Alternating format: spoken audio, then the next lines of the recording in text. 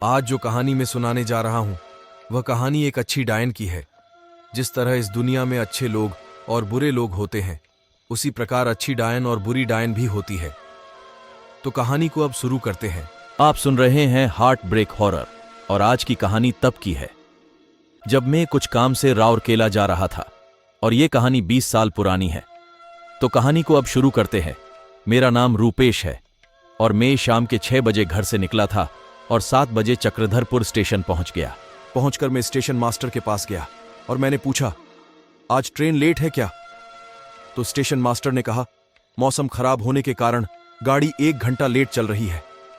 उस दिन चारों ओर बादल घिरे हुए थे। फिर मैं चुपचाप से बैठ गया। कुछ देर इंतजार करने के बाद गाड़ी आ गई। अब रात के 8 बज रहे थे और मैं रेलगाड़ी में जाकर बैठ गया। कुछ देर बाद रेलगाड़ी चल पड़ी और मैं खिड़की के पास बैठ के देख रहा था। अब गाड़ी को चलते हुए करीब 2 घंटा हो चुके थे और रेलगाड़ी अब घने जंगलों से होकर गुजर रही थी और बारिश बहुत ही तेजी से हो रही थी। हवाएं भी बहुत तेजी से चल रही थी और रेलगाड़ी धीरे धीरे आगे बढ़ रही थी। रेलगाड़ी में कुछ गिने चुने लोग ही थे। कुछ देर चलने के बाद रेलगाड़ी अचानक रुक गई और रेलगाड़ी की सारी लाइट भी बंद हो गई। चारों ओर अंधेरा छा गया। कुछ भी नजर नहीं आ रहा था। अब हवा रेलगाड़ी से अंदर आ रही थी और मुझे ठंड भी लग रही थी कि कुछ देर बाद लाइट फिर से जल उठी और लाइट जलते ही एक आदमी हमारी बोगी में चढ़ा और बोलने लगा, आज ये रेलगाड़ी और आगे नहीं जाएगी। तो मैंने पूछा, क्यों आगे नहीं जाएगी? तो उसने कहा, आगे रेल की पटरी पर पेड़ गिर गया है और रेल की बिजली लाइन भी टूट गई है और इतनी रात इतने घने जंगल में कौन आएगा, और एक तो बारिश भी इतनी तेजी से हो रही है। मैं अब चुपचाप से बैठ गया। कुछ देर बाद फिर से गाड़ी की लाइट बंद हो गई और कुछ देर बाद फिर से जल उठी। तभी मैंने देखा कि पूरा बोगी अब खाली है। वहां कोई भी नहीं था। मैंने सोचा ये सारे लोग कहां चले गए कि तभी एक लड़की लाल साड़ी पहने मेरे आगे की सीट पर आकर बैठ गई। वह देखने में बहुत खूबसूरत लग रही थी, जैसे कि कोई अप्सरा धरती पर उतर आई हो। मैं बार बार उसे देखे जा रहा था। उससे मेरी नजर ही नहीं हट रही थी। आज तक मैंने ऐसी लड़की नहीं देखी थी। मैं बार बार उसे देखे जा रहा था। फिर उसने मेरी तरफ देखी और कहा, ऐसे क्या देख रहे हो? फिर मैंने कहा, तुम बहुत खूबसूरत हो। तो वह धीरे से मुस्कुराई और कहा, सच में क्या? मैंने हां में अपना सर हिलाया। फिर मुझसे पूछा, दोस्ती करोगे मुझसे? तो मैंने कहा, हां करूंगा। तो आज और अभी से हम दोनों दोस्त हैं। फिर उसने मुझे एक लड्डू दिया और कहा, इस खुशी में मुंह तो मीठा करो। और मैं लड्डू खाने लगा और खाते ही मैं उसके बस में आ गया। फिर उसने मुझे कहा, चलो मेरे साथ, और मैं उसके साथ चल दिया।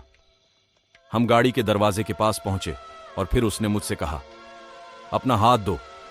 फिर उसने मेरा हाथ को पकड़ा और मुझे आकाश में उड़ाते हुए एक गुफा के पास ले आई और कुछ मंत्र पढ़ी तो गुफा का दरवाजा खुल गया और मुझे अंदर ले गई और मुझे अपने बसीकरण से आजाद किया। जब मैं होश में आया तो मैं बोलने लगा, तुमने मुझे यहां क्यों लाई हो? तो उसने कहा, मैं तुमसे शादी करना चाहती हूं और तुम्हें मेरे साथ शादी करनी होगी। अगर तुमने शादी करने से मना किया तो मैं तुम्हें यही मार दूंगी। ये सुन के मैं चुप हो गया और उसने कहा, अगर तुमने मुझसे शादी कर लिया तो मैं तुमसे वादा करती हूं कि मैं तुम्हें छोड़ दूंगी। अब मैं कुछ भी नहीं कर सकता था। मैं उस गुफा से बाहर भी नहीं जा सकता था। मैं पूरी तरह से मजबूर था। तभी मैंने सोचा, बस शादी ही तो करनी है, कर लेता हूं। यह सोच के मैंने हां कर दिया। तभी उसने कहा, मेरी सच्चाई तो पहले जान लो। मैंने पूछा, बताओ कौन सी सच्चाई? तो उसने कहा, मैं एक डायन हूं और तुम्हें मेरी असली रूप के साथ शादी करनी होगी। मेरा रूप देखकर तुम डरोगे तो नहीं? मैंने कहा, नहीं डरूंगा। यह कहते ही वह अपनी असली रूप में आ गई। फिर मैंने देखा तो उसके पैर उल्टे थे और वह 60 साल की बूढ़ी दिख रही थी और उसके नाखून बहुत बड़े बड़े थे। मुझे अब डर लग रहा था। तभी उसने कहा, तुम्हें डरने की कोई जरूरत नहीं है, मैं तुम्हें कुछ नहीं करूंगी। और वह कहने लगी, अब बताओ, शादी करोगे मेरे साथ?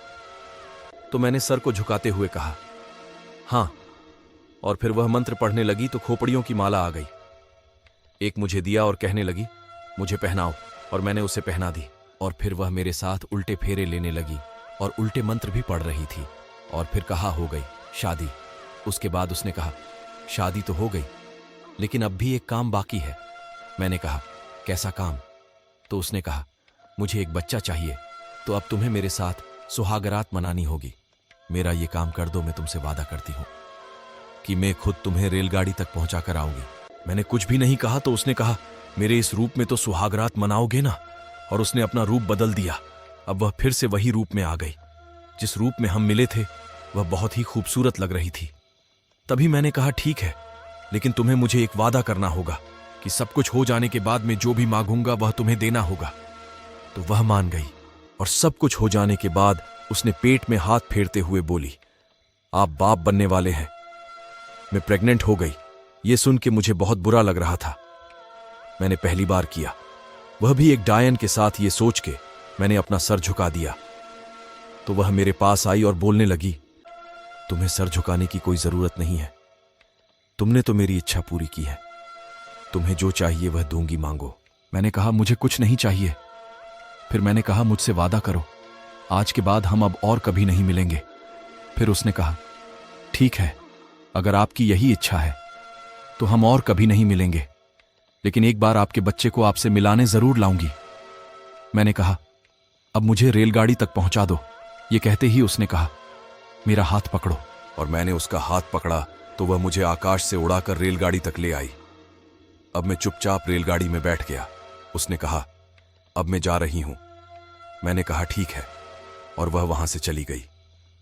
कुछ देर बाद मैंने देखा कि लाइट अचानक बंद हो गई और फिर कुछ देर बाद फिर से जल उठी। अब मैंने देखा तो रेलगाड़ी में जो लोग थे वे सब भी अब बैठे थे, और कुछ देर बाद बारिश भी रुक गई और रेलगाड़ी भी चलने लगी। अब रेलगाड़ी धीरे धीरे आगे बढ़ रही थी। तभी मैंने देखा तो वही लड़की मुझे बाय बाय कर रही थी।